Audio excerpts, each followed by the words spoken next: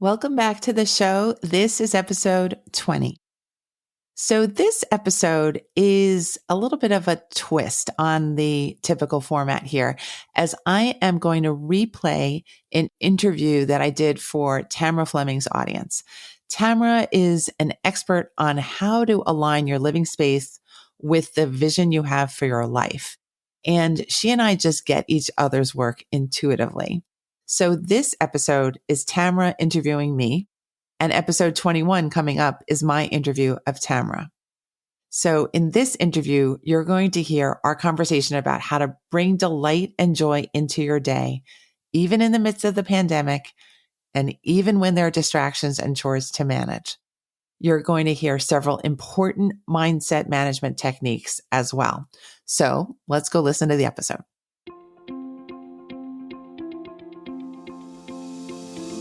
Hi, I'm Dr. Christine Lee, and I'm a psychologist and a procrastination coach. I've helped thousands of people move past procrastination and overwhelm so they could begin working to their potential.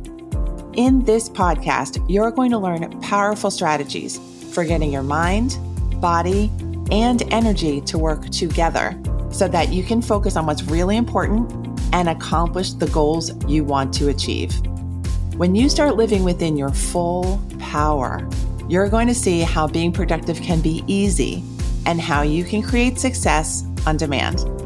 Welcome to the Make Time for Success podcast. Well, we had talked about this topic of strategies for successful management of time and stress. And I can't think of a better topic. I think it's an endless task when you're a human to figure out how to manage your time and how to reduce your stress. So I have some questions for you. We'll just go through. We're just going to talk about this and you can give us all the good, juicy tips that you have. But what are some of the biggest mistakes that you see people make when they use their time? And I'm so anxious to hear this because I'm in the process of time blocking right now and I don't want to make mistakes. So let's talk about that. What kind of mistakes do people make? Okay, I'm going to riff off what you just said a minute ago when you used the word endless. The onslaught can very much seem endless, and we know in our heart of hearts that it's supposed to be that way. We're not supposed to run out of things to do.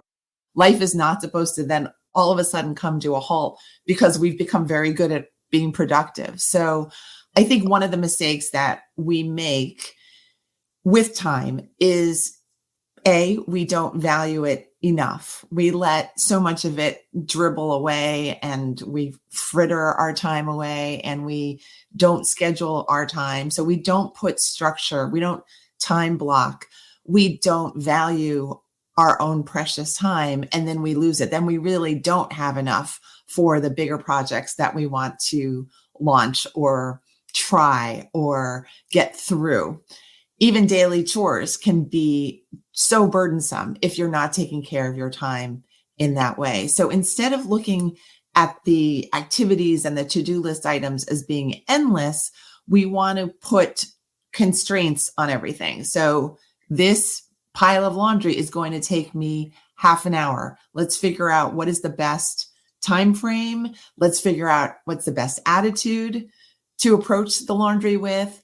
Let's then celebrate afterwards. It's really making time blocks, like you've suggested, that we're going to be very intentional about our time usage. And I think that is the number one mistake that I've seen. Instead of focusing on our time intentions, we focus on how distressed we are, how overwhelmed we are, and how little time we have. But that's exactly the wrong way to pay attention to our time. We really have an open field in front of us. So which path do we want to take first? Let's enjoy those paths rather than thinking, oh, well, I just came from the house and it's a mess and I feel tired already before we start. Right. That's not the right attitude to start with. Of course, in these times, we need to be extra careful and patient with ourselves. We need to be very gentle with ourselves right now. So productivity is a goal, but is it essential that we become robotic and hyper focused on everything? No, I think that might be incredibly depleting right now, but can we build that skill during this time? Absolutely. Oh, I like so many of the things you just said. That's so helpful because I know I am creative. I'm the artsy style, and I love to roam about in my projects, and I multitask and I do all those things, but it's not a very good use of my time. And right now I'm having to actually get really serious about time blocking. And as an artsy person, I feel very almost resistant to blocking time because it's a discipline. But you just said something that I'm going to use to change my behavior, which is to value my time. Yeah. So artsy people have a weird relationship with time anyway, because, when you are in a creative mode, you go timeless. And that's the part that's really fun. But you have to have space for that in your calendar. Like I'm a painter. So if I want to sit down and paint, I know that I can have time to go timeless and I don't have to pay attention to a time block.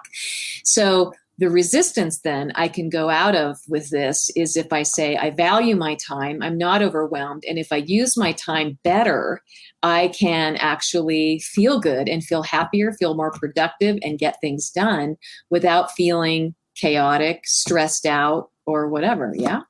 Yes, I think those negative feelings, the feeling chaotic and feeling stressed, those are the dangerous things. Sometimes they're the aftermath of poor time management, bad time management, but sometimes they're the cause that they prevent us from seeing the open field, from seeing the wonderful feeling that you're going to have once you've finished your painting, or once you're in the middle of your painting, once you've allowed yourself the space to engage. And I love what you said about that creativity allows us this timelessness. And I do believe that even if you're not a creative, that you can create that sense of power with time when you take care of the time up front. So really it's just making the time matter and your attitude matter up front, that you want to take care of both. They go hand in hand. And then really you will have enough time because you will know that the more minor activities that are filling your time but are not giving you joy, that you can survive without them, that you can do something differently, that you can be a big girl or boy and Yeah. decide, let me do this because I've been thinking about this for a while. Tamra and Christine told me that this could happen. And really, when you put these things together, you see the possibilities that you are the manager of your time. You have to take that responsibility first. Okay, yeah, that really helps. And I know that, we'll talk about this because I want to ask you about your time management tricks next. But, when you're also have other people in your life, other people that, bump into your world and you can't totally manage your time with hardcore boundaries, right? I'd like to talk a little bit about that. How do you set up relationships where you're honoring each other's time and how you do it? So, for instance, an example would be I work at home. My husband comes home for lunch and he comes home at random times. And so he never knows. I try to do my best to say, well, I'm recording live or I'm in a meeting or, and I have to leave my door open because my dog needs to go in and out. She hates it when the door is closed. So it always creates this weird thing. But how do we handle that? How do we handle privacy? How do we handle boundaries? How do we keep our time tracks when we have other people in our lives? So you can think about that, but I want to go first and talk about your time management tricks that would help do that, because what you've already done is you've helped me shift my mindset about time. So I'm shifting it to valuing it. Well, thank you for that great description of what the energy is like in your home. I will start there because I think we can talk about time tricks using that example. It sounds like you actually have a very stable energy system. Your husband is reliably home once a day and your dog is reliably in and out. And in some ways, my mind is wondering what part of you might need to open up to the possibility of being more flexible around those interruptions. Yeah. Okay. I'd like to be flexible. I would. Okay, let's go with that. So one trick, so then I'll go into the trick category, that is to release perfectionism. Life is messy. Time is messy. Our energy is messy. But I think when we try to make everything fit, that's when we find the irritability, the aggravation, the frustration, the dog barks just at the wrong time.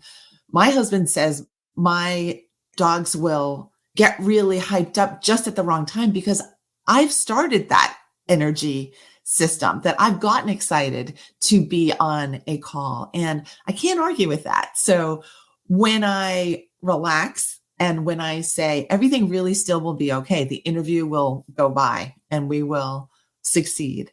Lunch will go by and we will have enjoyed it. And that we learn to enjoy more when things aren't going perfectly, but that they're going. It's kind of like the minimum expected event is that we're in process. That's what makes me happy, is when I know I'm not stagnant, but I'm in process. That is my high bar. It's not so high, but I used to be someone who was stagnant in all areas. I was stagnant with clutter. I was stagnant with time. I wasn't respecting myself. I was therefore not respecting other people's time. And that was a really terrible feeling. So in contrast, I feel like I am really the queen of the hill because I have taken care of those negative feelings and those predictions that everything is going to be a mess. Everything must still be a mess because I'm involved. I've gotten rid of that belief that I'm the bad factor. Mm-hmm. And I think when you take care of time and the universe and your environment and your relationships start to strengthen. They start to give you better outcomes. And then you feel better and better and better. So it is, I think, very self-reinforcing. You put in that good energy, you're going to reap more good energy and more time. So I think that home situation of yours is actually a very happy one. And to really dig into that joy that you can't predict when your husband, if it helps you, get him to come home at 2 every day instead of random times. But if you can't, then figure out the gratitude of, wow, he is taking the time to come home so that we can eat together. Wow, I really can't predict, but it's going to be exciting every single time. I needed that twist in my head. I did. I need that twist in the head. And this relates to, my brain and my learning style as well. And I'm distractible. And so if I'm distractible, then it's one of those things where I feel like I have to hyper focus to get something done and be able to do that. So I think what I can do is balance between the two, be grateful and be able to know that I have to hyper focus and just let him know that that's what I'm doing. He understands that about me, when I need to do that. And do it that way. Oh, that's really interesting. Yeah, that's that perfectionism thing too. Mm-hmm. You might also work on shifting that story of I need to hyper focus. Oh. That may be true, but that doesn't mean that there's not a little bit of leeway that you could say, I am very adaptable. You're just saying that to yourself. I am capable of extreme hyper focus and I am very adaptable, so that you don't feel like you have to step out of your own identity just because your husband comes home for lunch, that it's all right. It's really calming the overall stress level down, that you're making fewer and fewer things stress triggers. Yeah. So, I think what I will do here after this is I'll actually look carefully at what I say. I'm all about words, and I can see now there's some major tune-up here. So the words I use and the way I think of things as being interruptions in my day. Yes. Yes. Very good. Okay. That'll tap into some of my perfectionism. As opposed to that's your day. This is the day. It's so regular, actually. Mm-hmm. And that you can appreciate that you can design all the workshops, all the paintings, all the free time that you want based off this beautiful baseline schedule that you have. So that's really a different way of looking at it. Yeah. I know we're having kind of a self-coaching session here. This is awesome. I think that there are a lot of different people who, since we've been kind of crammed into our houses together, if we do have other people, that's probably that. Let me just kind of summarize on my own words.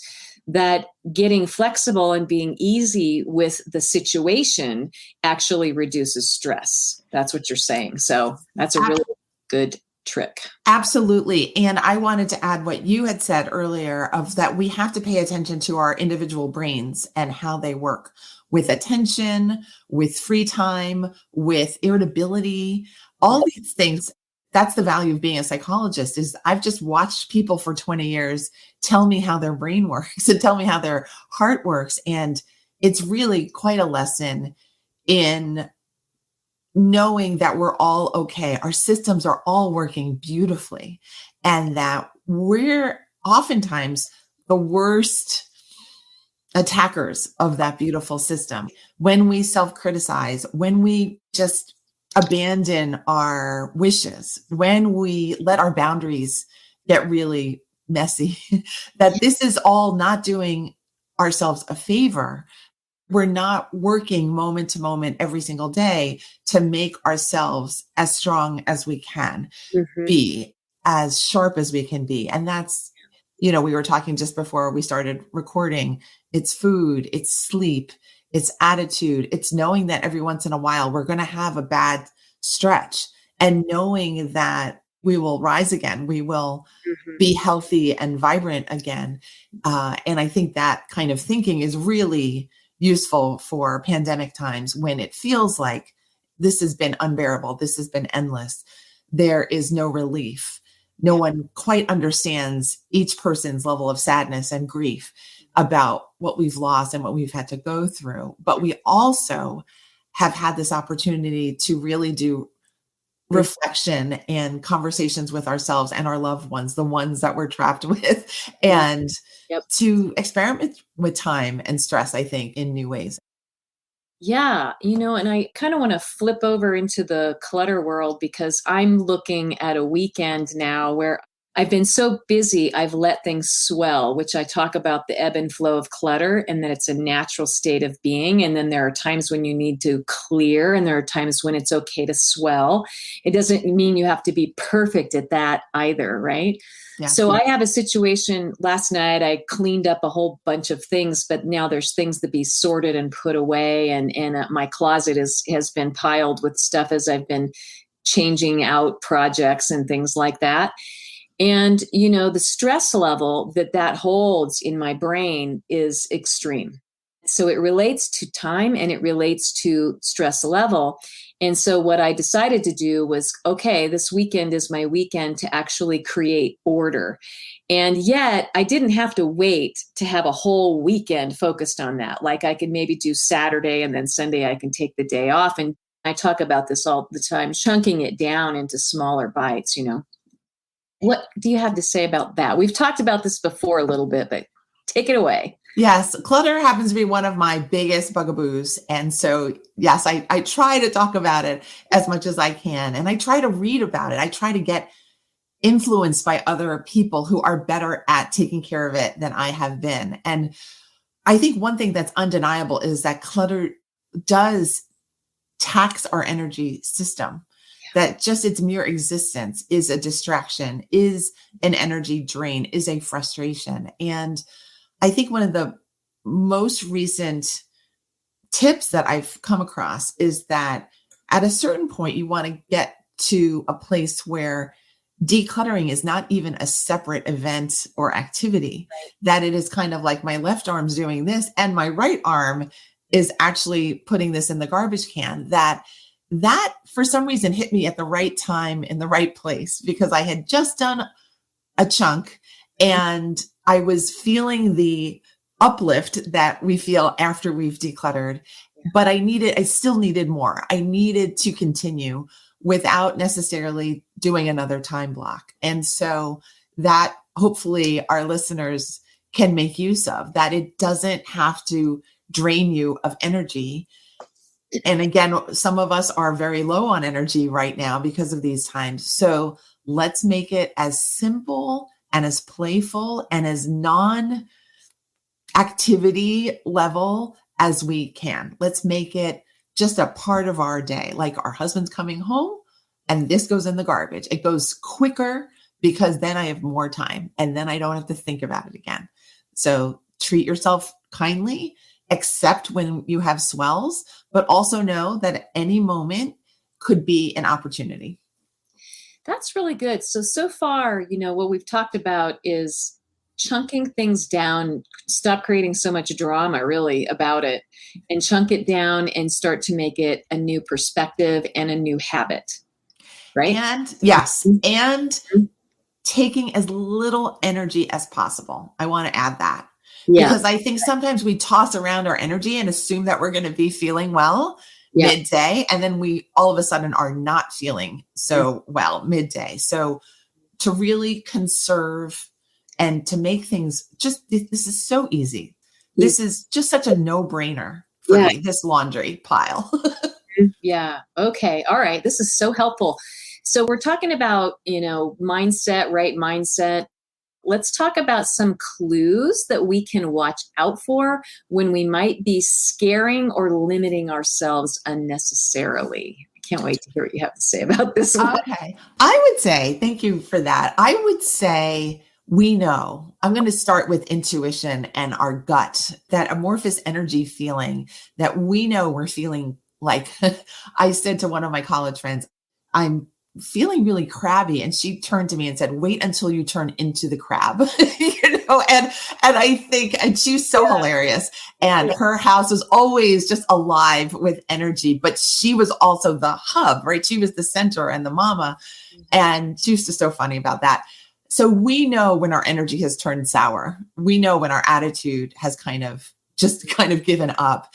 We don't have to follow that all the way through to the end where we turn into the crap. We can say, oh, I heard myself, criticize myself. Oh, I know that somehow my limbs felt heavier. And then you just want to say, I just need to take 6 deep breaths right now and stop. I need to stop the constant push because the constant push will make you turn into the crap. Yep. So that, yeah. So that is So one I'm trick. list of being the crab. Yeah.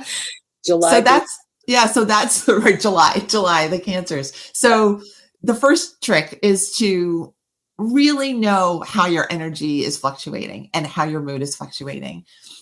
Let's see. And then other tricks are really, I think they all have to do somehow with really knowing yourself, really knowing where your limits are, really knowing what your wishes are, where you want to use your time, and then how you might be holding yourself back from fulfilling those wishes. It's very in vogue right now to talk about dream casting and vision boards and thinking big.